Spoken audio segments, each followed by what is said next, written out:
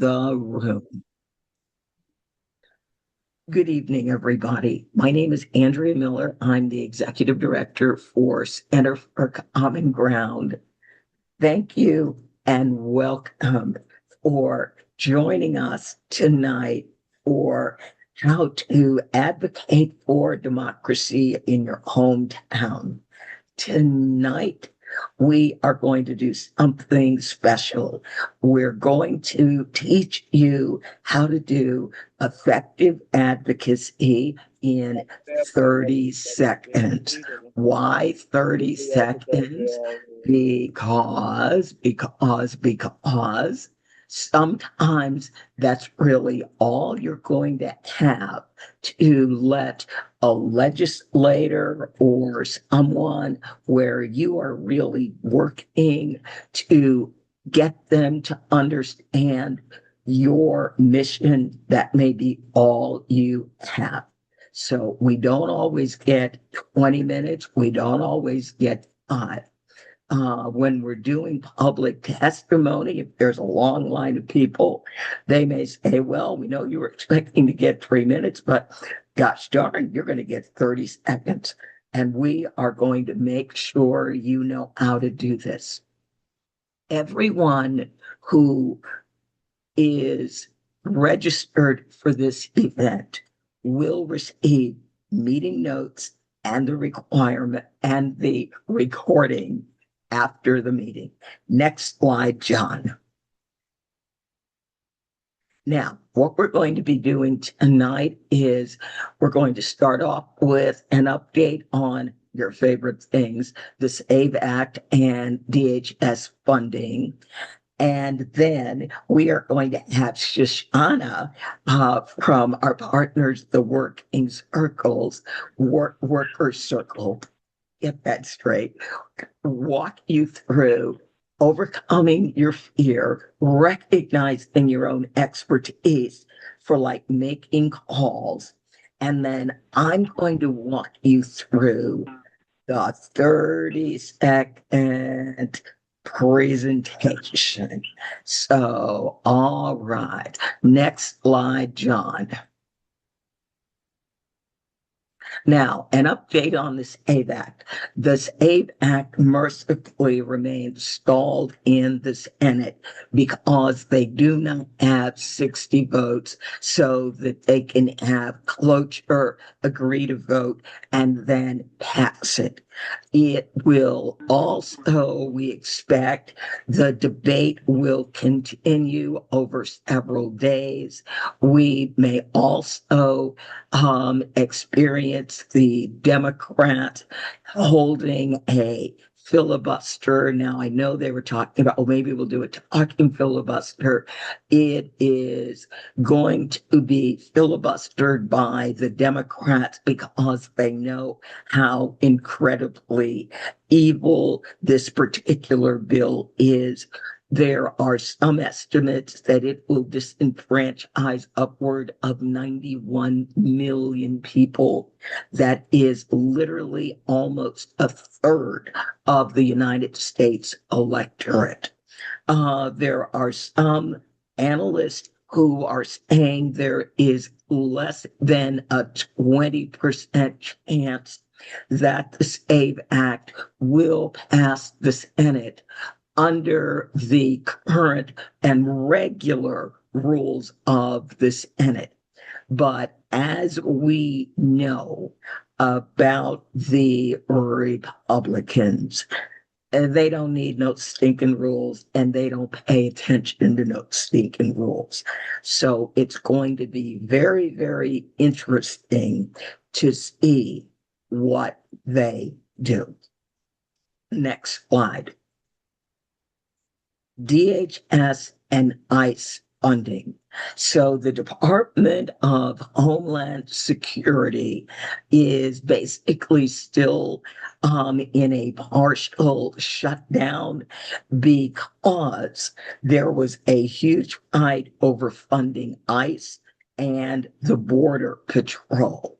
So right now they are attempting to pass an appropriation bill that will fund most of DHS. So TSA, our airport folks, would get funding. FEMA, the Federal Emergency Management Agency, the Secret Service, and the other agencies under Department of Homeland Security would be funded, but ICE and Customs and Border Protection would not be funded. So what they are expecting to do with those two items is to do budget reconciliation.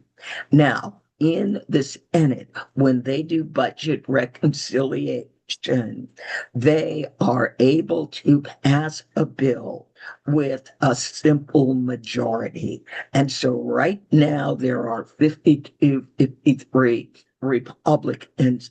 They basically have the majority. If some members drop off, as long as they have 50 votes, then Vice President Vance would be vote 51 that would literally pass. What is the likelihood of it passing if Republicans take the nuclear option? They don't, for whatever reason, they seem to be very, very wary of the nuclear option because they're very, very concerned about the 2026 midterms.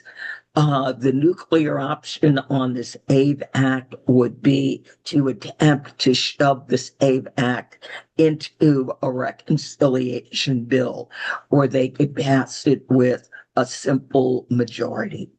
The question is, how many Republican senators really believe that this AVE Act is necessary and understand that potentially as many of their rural voters, married women voters, low income voters would be as negatively impacted by this bill as what they're calling, quote, the progressives and all the people of color and undesirable elements. So I know that's kind of probably in the back of John Thune's mind.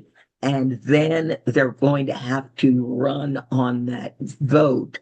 So they're really, really, really going to have to think about that. That is not going to be an easy call for a number of Republicans because remember, in the 26 midterms, there are more Republicans running for reelection than Democrats. But that was a brilliant question.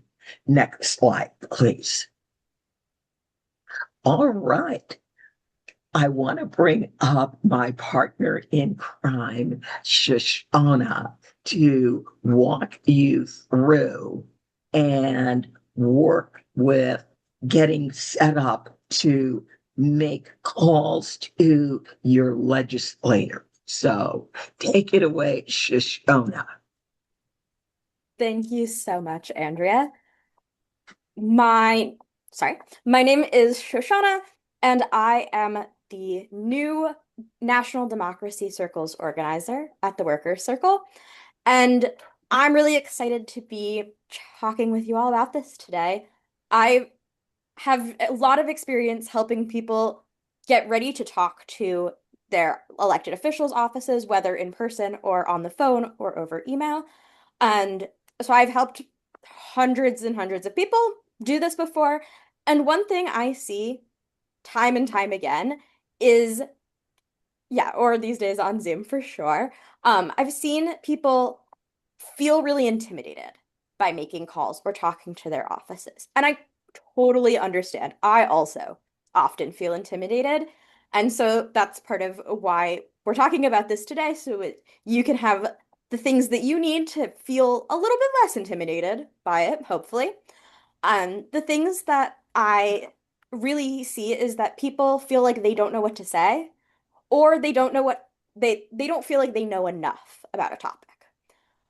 And one thing that I find very true and really helps me is to remember that it is not your job to be an expert on every issue, on every piece of legislation. That is the role of your elected official and their staff, to be keeping track of the details of all the ins and outs of what's going on. It is your job as a constituent to let the elected officials and their staff know what you care about and why. Because it's so important to tell them this because sometimes they're like, nobody has ever told me that they care about this. I didn't know that that was something my constituents cared about. And so by calling or emailing or going to their offices, it is much harder for them to say, no one ever told me that they cared about this. Um, a phrase that I has really like and kind of I hold all the time in my back pocket is you don't have, like I said, you don't have to be an expert. You have to be an expert on your own experience, and you already are. We all have stories, first of all, and they're important to share, even if it feels like we haven't done anything major in our lives or anything big. Um, and so we kind of feel like, oh, I don't know, I haven't experienced this enough firsthand for it to matter. It does matter. Um, Sometimes your story might be seeing something happening on the news or seeing something in your community. I find one thing that's really helpful for me is I like to ground things in values. Values are really so humanizing and create so many bridges between people who we might not have a lot in common otherwise, but we can find some sort of value that we all agree on and can connect with. And so I like to root what I talk about in my values and why I care if I don't have a particular experience that comes to mind. And stories are so impactful because, and it's important to share our stories and why we care because stories are hard to dispute. Facts are a lot easier to go back and forth and have debate about. I might say, this is X, Y, or Z fact about this issue, and someone else may be like, okay, but have you considered A, B, and C about this issue? But grounding things in stories takes that debate off the table. Not so much in these calls, but especially just in talking about these issues. So we like to ground things in our experience. My big recommendation is to practice and write things out and not be afraid to have notes. I think sometimes a lot of people get really nervous about, oh, if I have notes, then it looks like I'm not super prepared. I have to memorize everything. It is much better to have notes than to not have anything and feel like I know for me, as soon as I get on a call, sometimes my mind completely goes blank. And I'm like, what was it that I was going to say? So I like to make some notes just in case. Um, I don't have to use them, but sometimes I do. And one place that I found to be really helpful in practicing, some people find it helpful to practice out loud in their room or to a mirror. I like to sometimes call a friend and say, I'm going to call you. I need you to pretend as if you're someone else. So then I'm actually on the phone, but it's a little bit lower stakes. Um, and the last thing that I will say is that you're never, maybe you are, but many people I find that I'm not. I'm never fully prepared. And if I wait until I'm absolutely ready and fully prepared, I'm not going to get to it. So I'll just do it tomorrow when I feel better about doing this. Um, Sometimes it's better to just do it when you're 70% ready than waiting for 100. And you'll learn what works and what doesn't, and from trial and error. And if you have a call that doesn't go exactly how you hoped it, well, that is okay because we're all people and they're taking notes. Exactly. You're not for 100% ready for anything. The important thing is that you are showing up and doing the work and telling them what you care about and why. Um, like I said, you'll learn what resonates and what doesn't. My last thing, and we're going to talk about this more, is to prepare some sort of an ask in advance. This, to me, is, I think, the most helpful thing to write down beforehand in whatever you're talking about, do a little bit of research before calling whoever, and see where have they stood on this issue in the past? Where are they standing on it now? Are they in any important committees where it might be relevant? And think about, okay, do I need to ask them to support something, or am I going to thank them for supporting something? If they're already supportive of a bill, it is really important still to call and thank them for being supportive of legislation or a particular topic.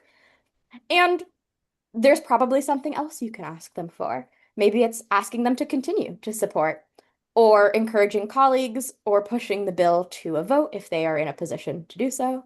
So thinking about what it is that you're going to ask them. Andrea, I will pass it back to you. Thank you very much. I was busy having a great time in the chat Thank you. I talking with people.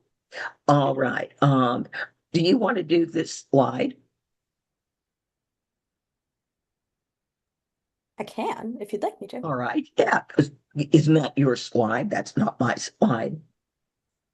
It is not mine, but I'm happy to do it. Right? Great. It's a slide that belongs to one. Yeah. So a couple of things on how to make impactful calls. As I touched on some of them before, but to see it all out. Oh, sorry, I totally lost my train of thought. This is part of why you prepare things ahead of time.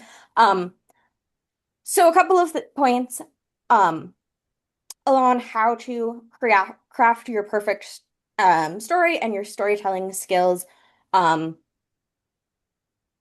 Doo -doo. So sorry, Andrea. I'm really not on my A game right now. But Well, if you want me to do it, yeah, I'm do you want to take over happy and to I'll jump in take as I that. think of things that I totally All just lost my right, train of all thought. right, all right. Well, and again, when I spent from 2009 to about 2018 lobbying on Capitol Hill, and about 2013, I started lobbying with teams. And lobbying in a team is really useful when you have that moment where your brain just goes, what? So anyway, how to make impactful calls, visit, I don't care what it is.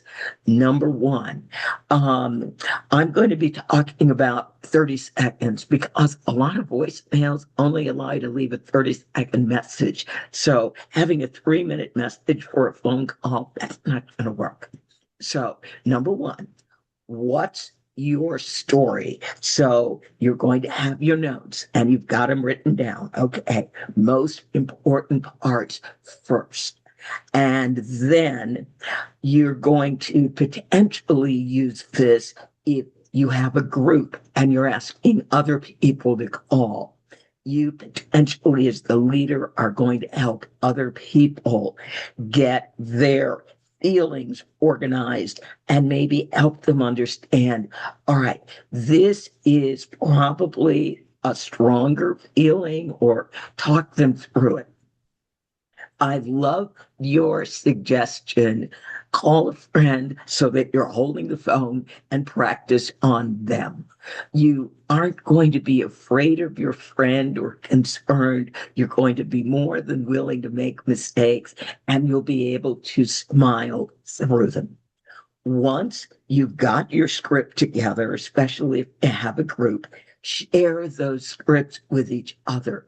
People may pick up different things, different lines, different phrases, and go, oh, I really like the way that feels. That feels like me. And then once you get comfortable making your 30-second call, you know what? You can turn it into the 30-second lobby visit or the 30-second volunteer recruitment encounter. One of the most impactful recruiters I ever knew generally recruited people standing in line at a grocery store. You know, you're standing there in a line and the line is long, it's going slow, and she'd like see someone who'd like look up, they'd smile, she'd smile, and then she'd just make some kind of true statement.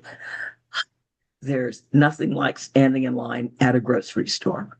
All right. And then the conversation would just pick up from there. All right, next slide. Deconstructing a 30-second call or a visit. All right. When you find yourself in front of a legislator, elected official, or anybody where you are working to get them to do something, have your 30-second pitch ready. Address the legislator by name and ask if they have 30 seconds. People may not have 3 minutes or 5 minutes, but 30 seconds, people are going to say, what are you going to tell me in 30 seconds? You're like, has my 30 seconds started? And then this is what you're going to cover in your 30 seconds. Your name.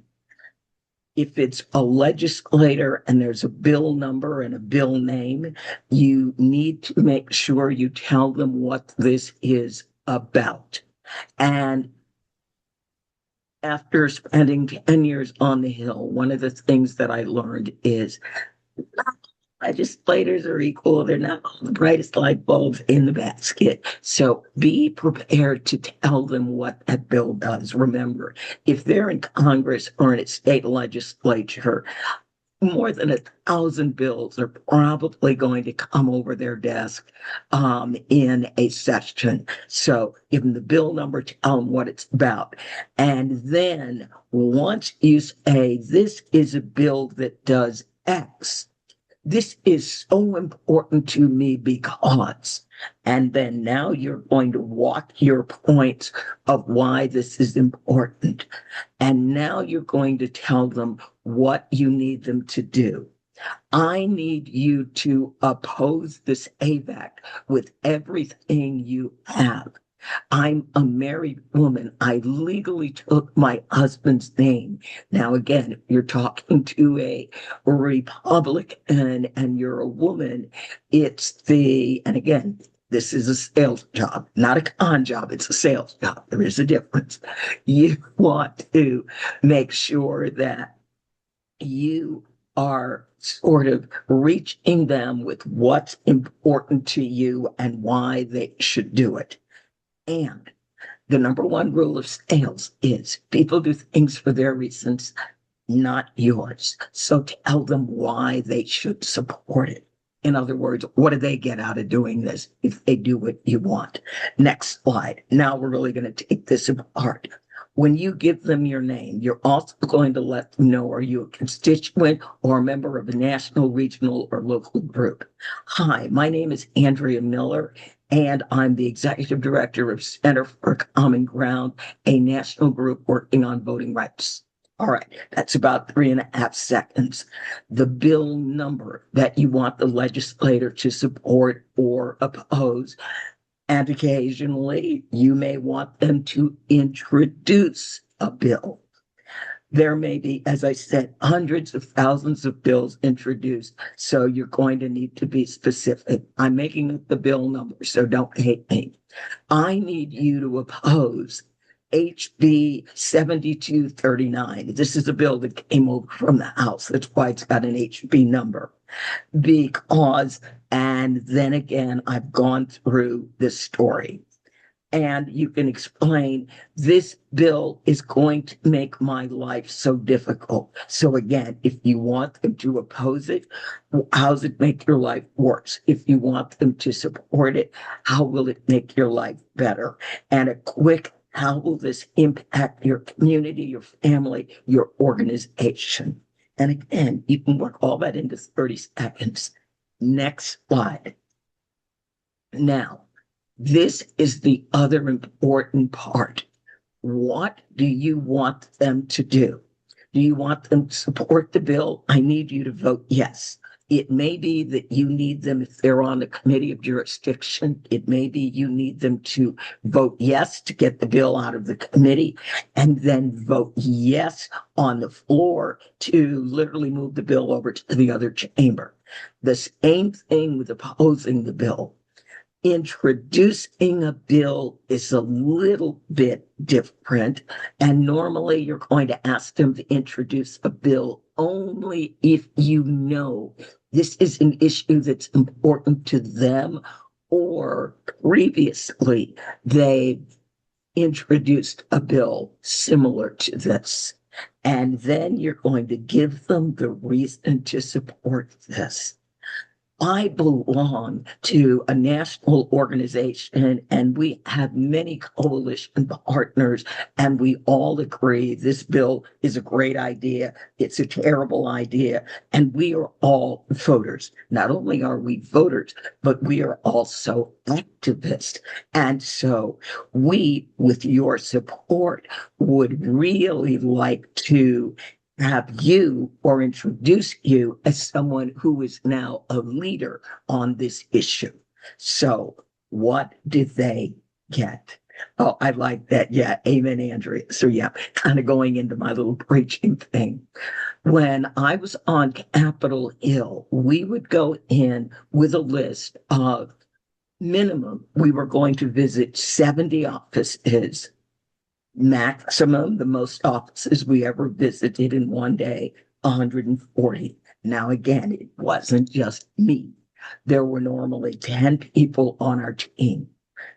Did we make appointments? For the latter part of my career, no, I just barged in and started talking loud, especially if I knew the legislator was there. I just need 30 seconds of their time. And they'd open the door and they'd be there. And they're like, 30 seconds? Has my time started yet? It never failed. On a phone call, this is so nice because when that answering machine picks up, you've got 30 seconds. When the staffer picks up, you got 30 seconds. Next slide. Now, the ultimate goal of advocacy, lobbying, whatever you want to call it, is that no matter what they say, you want them to take the next step. So if they say, well, this really isn't a bill I can support. We saw in the beginning an equal number of Democrats and Republicans. So most of the time, the Republicans were no. And then one of my questions was, well, what would it take for you to support it? They were like, well, come up with a whole nother bill. And periodically they said that, but every once in a while, you find your frenemy. And in the day, my frenemy was Walter Jones. Every time I wanted to lobby on a new bill, I would take that bill to Walter Jones. And Walter would look at me and go, I can't support that. Well, what could you support? They know what they're willing to support. And we're building relationships. It's just, you're starting the relationship with 30 seconds, turning maybe into yes. If they say, well, I'll really look into it, I'll think about it, then again, you're pressing on with what they're going to get. And if they say, oh my God, I didn't realize I wasn't on that, of course I support that. Oh, fantastic. And you suggest other people that I talk to, what can you do to build support? Because remember, when you're making a call, making a visit, you're going to go maybe once a month. That legislator staffer is there every day, and they know other staffers and other legislators. Next slide. Okay, become an active listener. I'm going to go through this quickly because this is when you are recruiting people to help you go and advocate for something. All right, now, you want to become an active listener. You've gotten very good at being an active speaker. Now you need to be an active listener. So when you're talking to somebody like my girlfriend would do in the grocery store, I'm feeling kind of sad because my brother is about to be sent to at the time it was Afghanistan. And then the other person might say, oh, that's terrible. I hate this war. There's your opening. Why? Why? You feel the same way I do. Why? And now that other person begins to tell their story. And that helps you understand, are they a good fit to join you in your quest? And when they start telling your story, that is when you shut up and listen. Next slide. I want to bring up Edwan Whitehead. Edwan is the public policy director for Center for Common Ground. And Edwan, I'd like you to give us only about 2 minutes on the efficacy, impact, your take on lobbying, and then I would love for us to perhaps do a little bit of role playing. Are we up for that? People are going, no, we're going to let Edwan talk while you work yourself into, okay, I can do that 30-second lobby thing. And we're going to make it really easy. Your issue is going to be this ABAC because I'm betting every person here knows what that is. Well, I appreciate that, Andrew. Thank you. For me, guys, I have to say that in this work, working with legislators on a regular and frequent basis, the moments that you all take, even if it's 30 seconds, to let your voices be heard, it is something that is extremely powerful. I always tell folks when I'm teaching them about public testimony, that, your lived experience is your greatest and best weapon. And as Shoshana also stated, your values are also one of your best weapons. A lot of the times these guys don't really have a full understanding or can grasp the experience of what's happening, or grasp it until you come and bring it to them yourself. And so, to me, your voices are always important in a representative democracy. It is the essence of and the beauty of one of the many things that come along with this democracy. And so for me, it means the world. It makes my job easier. It makes their jobs easier. And it makes your life a little bit better when you do it. So go ahead and do it. Thank you, Edwan. So this is what we're going to do to make this really easy. I'm going to give you all a fake bill number, HB 7239. That might be somewhat near what it is. Oh, Edwan, you've already got a fan here. And now I want a volunteer. You will be introducing yourself to Edwan. Edwan's sweet looking and he looks really nice. I'm old and mean, so no, we're not going to make you talk to me. I'm going to let you talk to Edwan, somebody nice and warm. And what I'm going to want you to do is I'm going to want you to do the first two pieces of the 30-second. I'm going to want you to give your name, who you are. Again, are you an individual? Are you a constituent? Are you part of the group? Is your group national, regional, local? Then I'm going to want you to give the bill number. No, you can make up any bill number. It doesn't really matter. The ultimate bill is you're going to say bill number, blah, blah, blah, thus say that. And then you're going to say, I need you to, hopefully you're all going, I need you to oppose the SAVE Act because. All right. I need a hand. Who would like Ken? All right. All right, Ken. You're unmuted. Go ahead, Ken. Hi, Edwan. My name's Ken Cook. Ken, I'm one of your constituents, and I'm with San Diego 350. I need you to oppose the SAVE Act because this will disenfranchise vast numbers of your people and is just plain wrong. Well, thank you, Ken. I appreciate you, and as a constituent, I hear you loud and clear. Hopefully the colleagues on the committee will too. Thank you very much. And I hope you will work with your colleagues to ensure that all the Democratic senators or representatives also stand strong against this bill. Absolutely. Thank you for your time, Ken. Thank you. Love it, love it. And that was about 30 seconds. Round It of was a little applause. bit more because Edwan was interacting. So yes, rock star, rock star. I'm loving it. I'm loving it. Okay. Who else wants to try it?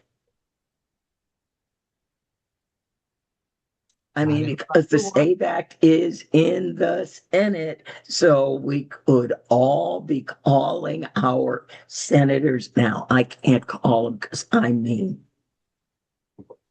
I just threatened to show up.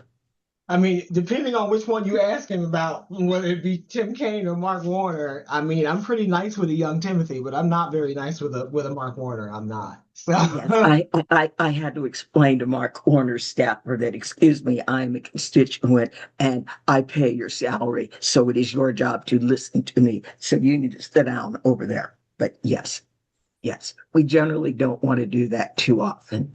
Who else would like to go?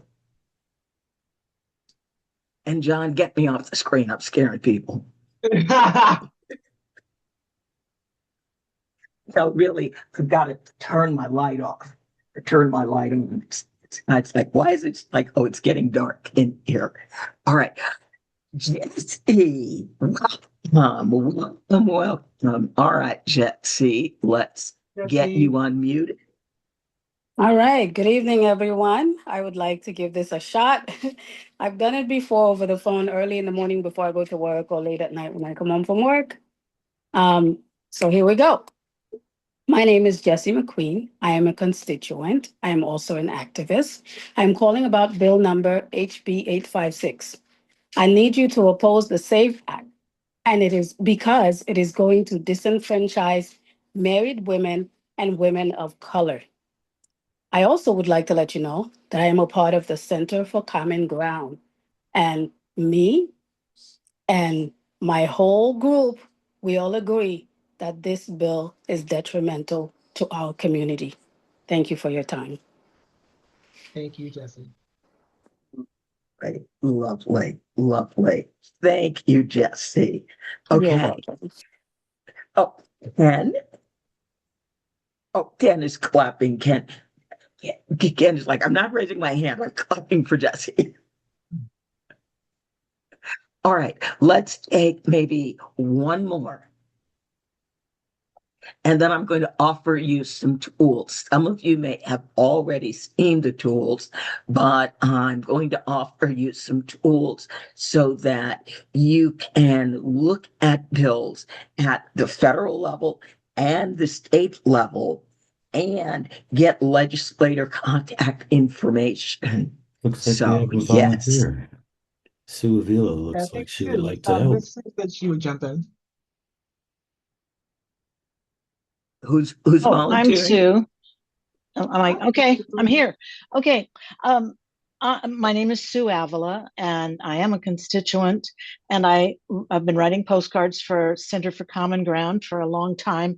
I'm very much opposed to the SAVE Act because just last week, my very first granddaughter, who's 24 years old, got married, and she took her husband's name.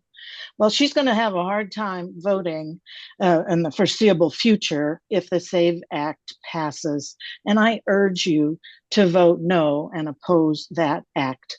Thanks for your time. Thank you, Sue. I wanted to first say congratulations to your granddaughter for getting married. And, you know, I take that extremely seriously. We should not be punishing women for taking their husband's surname, which is something that comes so very naturally in our system of being. So respecting all the covenants, right? It's one of the key issues that we're going to focus on there. And I thank you for your time and bringing that forward and the time you spend writing postcards for Center for Common Ground as well. Thank you. And Sue, your story, my granddaughter is getting married and took her husband's name. Even if Edwan had been a Republican, that should have been a little, ooh, right. Yeah. That's what we Right in the want tummy. women to do. And now they are theoretically going to be punished for it. Again, legislators are not always the brightest light bulbs in the basket. What they are good at is raising money. And for some of them, that's all they're good at. It's like there's no there. So you've got to kind of get them in the gut. So thank you so very much. And what I want to do now, let me go see what's next in the presentation. And we've done all that. We've done all that. Bill I Track want 50. to build track 50. Yay. All right. Now, I want to make sure that you have the ability, every one of you, to look up and find any bill that you want and get information about it. Now, Bill Track 50, we have a subscription. We will provide a free account to anyone who wants one. Every bill and resolution and executive order that is introduced in the United States is in Bill Track 50. So all 50 states, the U.S. government, every legislator in the United States and their key staff is in Bill Track 50. Name, title, phone number. So if you're going, I think I kind of want to do that advocacy thing because there are some bills that are really important to me to support or oppose. This can be very, very helpful. It also has a political party breakdown of all 50 state legislatures. So our board chair will be elected to the North Carolina State Legislature. He's got some legislation that he's going to want to introduce. So if you live in North Carolina, and I know a couple of you are from North Carolina, and you want to support that legislation, it's going to be interesting to look and see, what am I up against in North Carolina? What does the state house look like, which is where he's going to be? What does the state Senate look like? And then you can also get event reminders of when a bill is going to have a committee hearing, when a bill is going to have a vote. It'll send you an email. And then it also sends you an update on a daily basis. Okay, the bill got signed with committee. Ooh, the bill was voted out of committee. Ooh, the bill has crossed over to the other chamber. All that is there. Next slide. I mentioned in the 50 state stats, this is Virginia. And I'm rather proud of Virginia. I mean, look at the Virginia House, 64 Dem, 35 GOP. Wow. All right. And then our Senate, we're a little closer on the Senate, 21-19. Next slide. It also gives you a list of legislators. So if you go to quick search and say, give me legislators, and you choose New York as a state, it'll just give you this running list in alphabetical order by last name of your state legislators. You can click on any name, next slide, and it will then show you all kinds of information about that legislator. Where are their offices? Here are all the links to their website, to them on Ballotpedia. And then look at that, their address, phone number, the email of their staff. So now you know who to reach out to. In going through Bill Track 50, looking at a legislator, I discovered the new chief of staff of an Alabama legislator was my intern back in 2016. Wow. It's amazing what you can find in Bill Track 50. Next, where can you find who donates to campaigns? If it's a federal campaign, FEC.gov. Different states track it in different ways. In Virginia, we have this wonderful VPAP, the Virginia Public Access Project. It will track the donation that were given to all candidates running either for federal office or state. So the money, that's going to vary wildly by the state. Next slide. Okay, we're going to skip these. We've done this in a previous thing. You're going to get all these slides in the recap.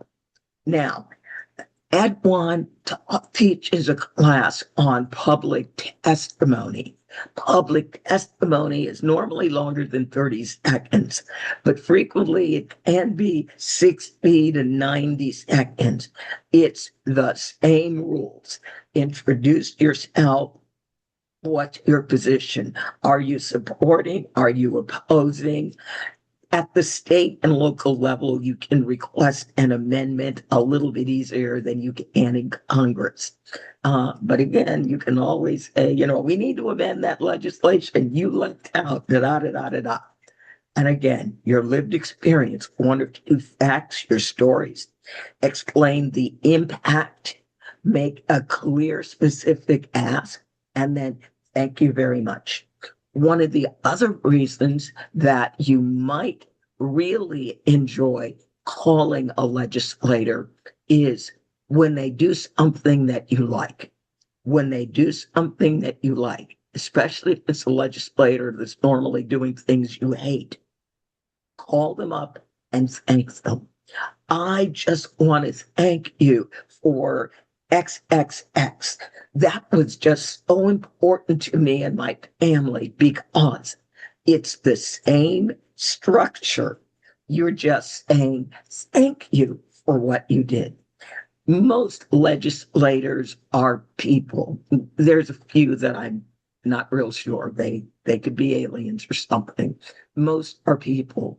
And as people and as human, we like being thanked or doing something that people like. There's a recognition that we've done a good thing. Next slide.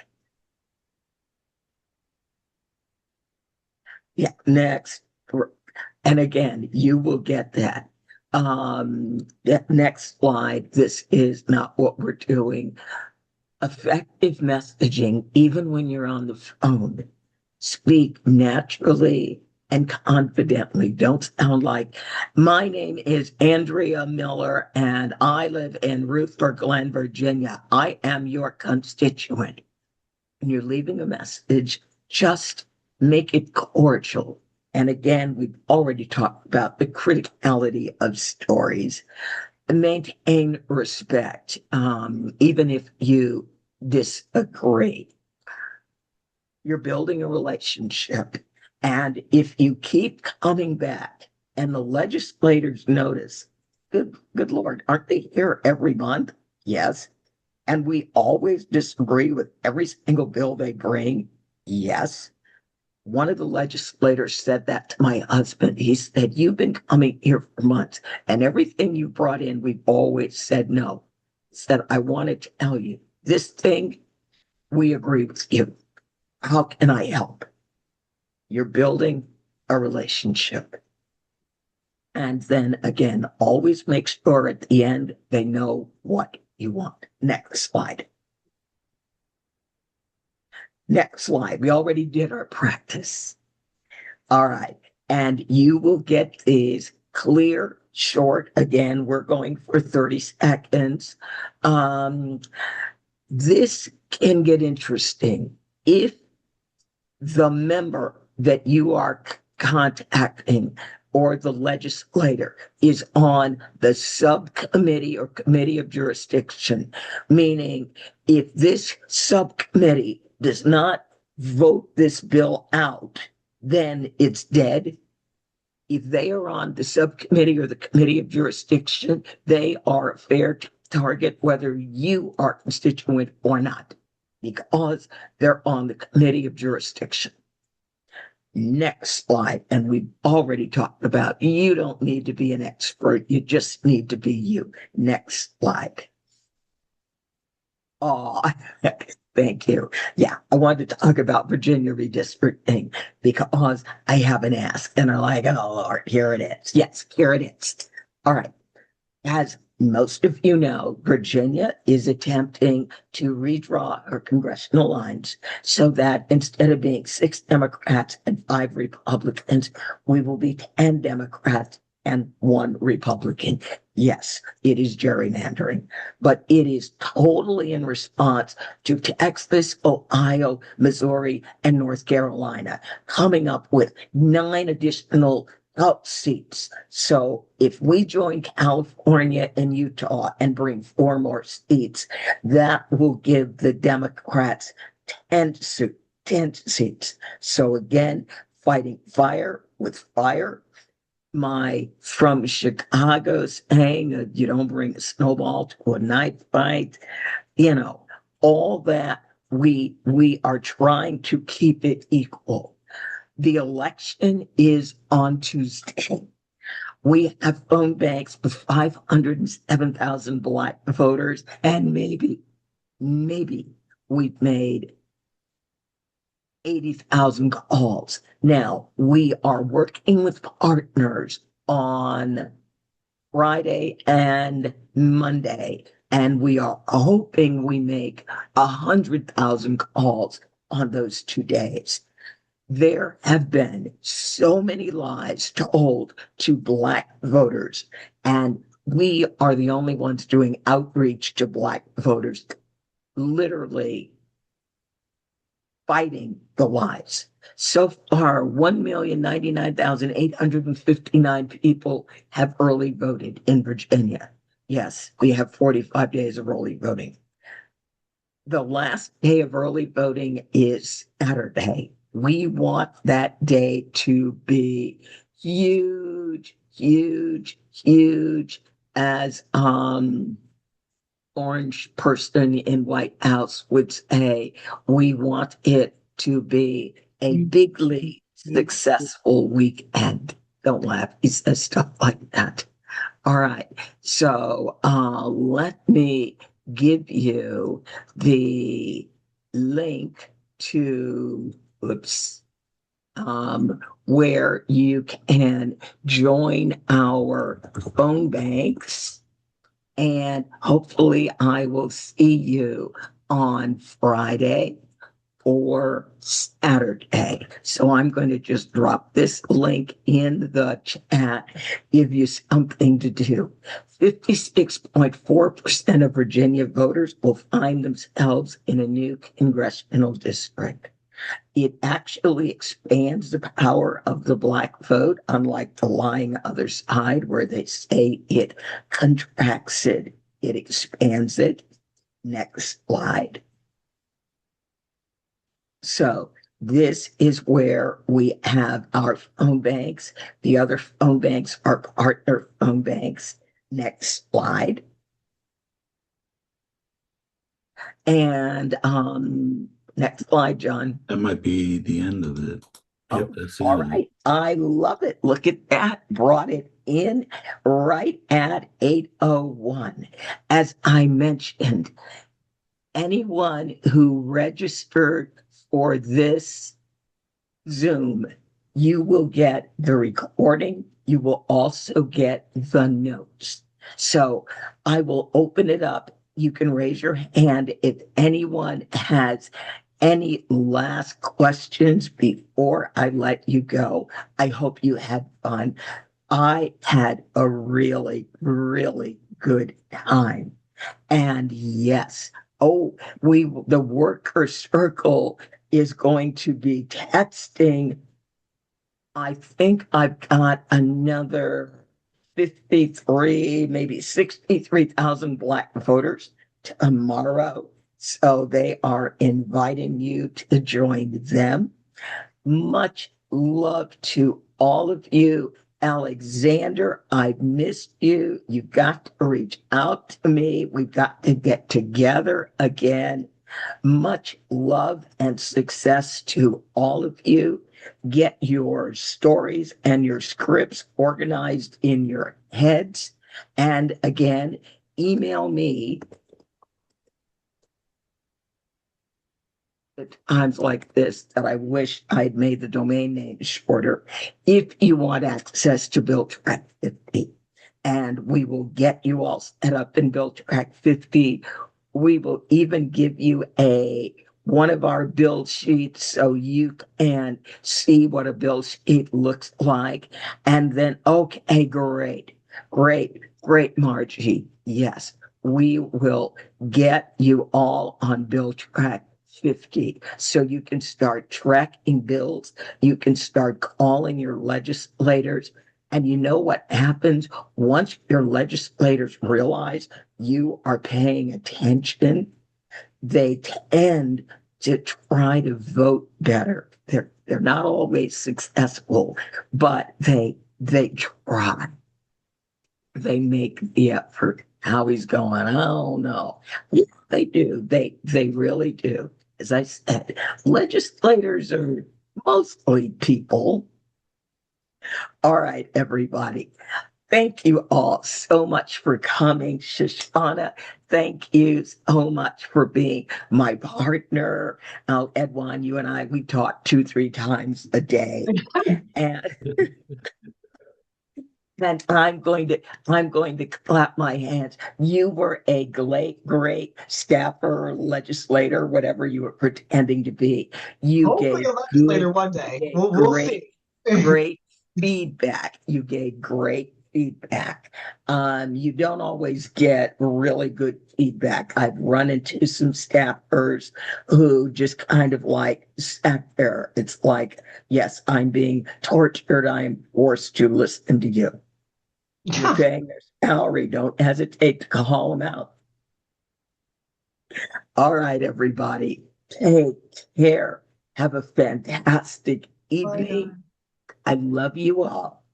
Bye-bye.